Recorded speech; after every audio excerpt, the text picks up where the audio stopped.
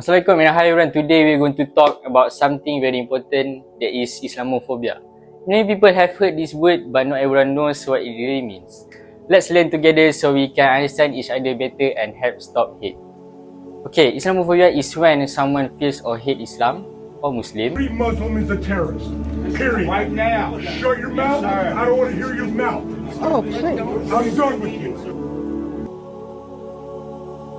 It means treating Muslim badly just because of religion.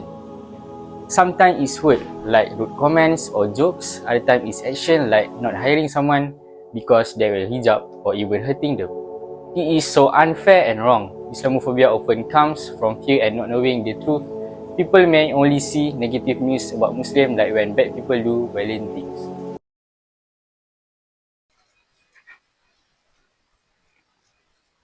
Wait. Before we start our topic, let's take a look for the history of Islamophobia. The history of Islamophobia. This issue has existed for a very long time and continues to affect the lives of millions of Muslims around the world. To understand it fully, we must look back through history and understand how this form of discrimination and fear came to be. Islamophobia actually has historical roots that go back centuries. Since the early contact between Muslim and non-Muslim societies, misunderstanding and tension have occurred. In many parts of the world, particularly in Europe, Islam was often viewed as a threat due to political and territorial conflicts. Over time, this led to the creation of false images and negative ideas about Islam. As global empires expanded, especially during the colonial era, many Muslim majority regions were taken over by Western powers. During this period, colonial government often viewed Islam as a barrier to control and tried to weaken its influence. Muslims were sometimes described as uneducated or unable to modernize. This colonial attitude played a big role in shaping negative perception of Islam in the West. Even after colonization ended, many of these views remained, as Muslims migrated to different countries for work, education, or safety. They brought their religion and culture with them.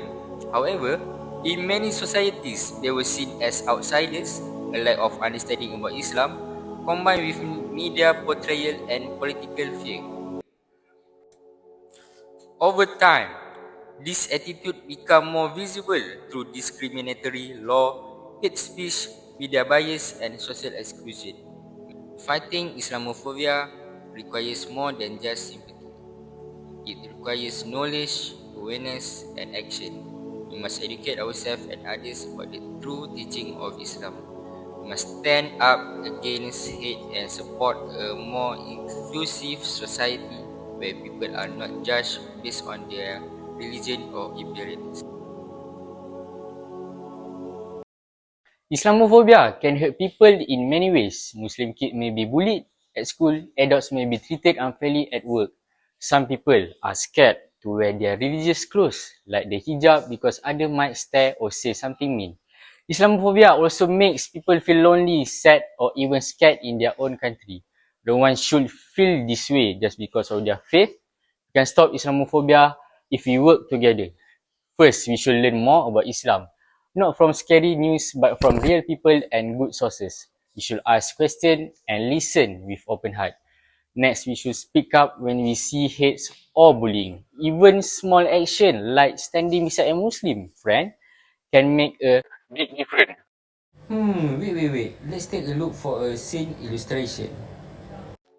This is the story of a girl named Amina. She was a quiet student, always respectful, always on time, and she wore the hijab every day. To her, the hijab was something normal, something meaningful. It represented her faith, her identity, and her values. But to some of her classmates, it made her different. From the moment she walked into class, she could feel the eyes, people stared, some whispered, others kept their distance. A few even laughed quietly or made side comment like, why does she cover her head? Or she probably can't even do anything. Amina never responded. She pretended not to hear it. She sat in the back, focused on her lesson, and kept her head down.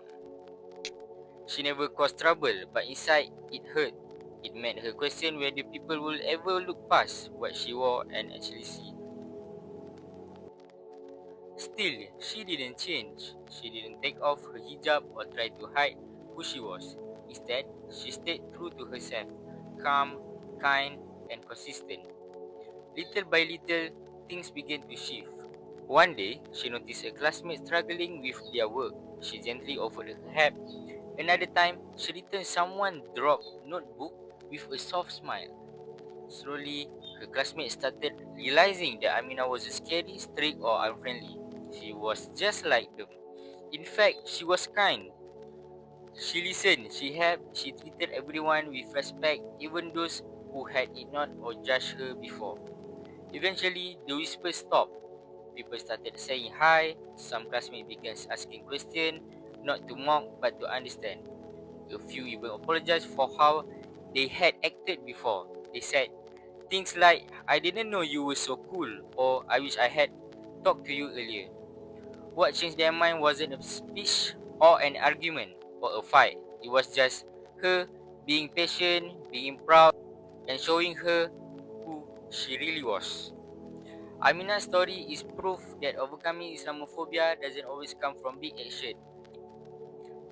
Sometimes it's the quiet strength, the everyday kindness, and the decision to stay true to yourself that changes hearts and minds.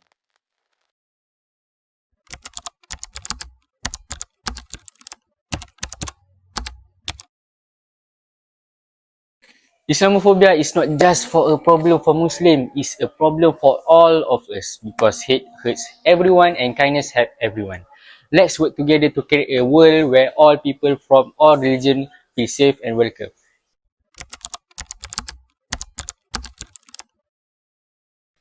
Even though Islamophobia has been a serious issue around the world, there have been strong efforts to fight it and bring about change. Many countries, organizations, and people have taken steps to build a more inclusive society where Muslims are respected, not judged. One example is how social media has become more a powerful tool to educate people. Muslim creators from all over the world started using platforms like YouTube, TikTok, and Instagram to share their real stories, break stereotypes, and show that Islam is about peace, kindness, and respect. These voices have helped many non-Muslims understand that what they once believed was wrong. Government and international organizations also began to take action. The United Nations declared March 15 as the International Day to combat Islamophobia. This was a huge step because it showed that Islamophobia is not just a problem in one place but something the whole world needs to address together.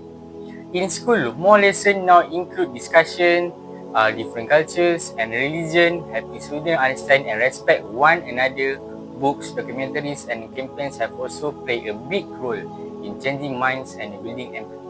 Little by little, more people are speaking up, allies are using their voices to defend Muslims, media outlets are being held accountable when they spread harmful messages, and more leaders are encouraging unity instead of fear. Overcoming Islamophobia takes time, but every step from education, awareness to brave individual who challenge hate brings the world closer to peace and understanding.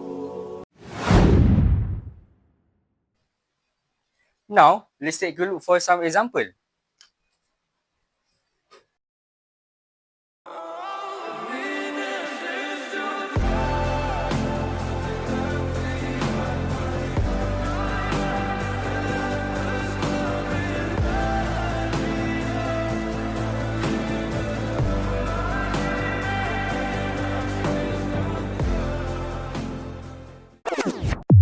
I think that is enough. Maybe we can see more proof that we can truly overcome Islamophobia in this world. Without further ado, so let's see it together. Assalamu alaikum. Alaikum salam. Hey, I've seen this one. This is a classic. Assalamu alaikum. وعليكم السلام.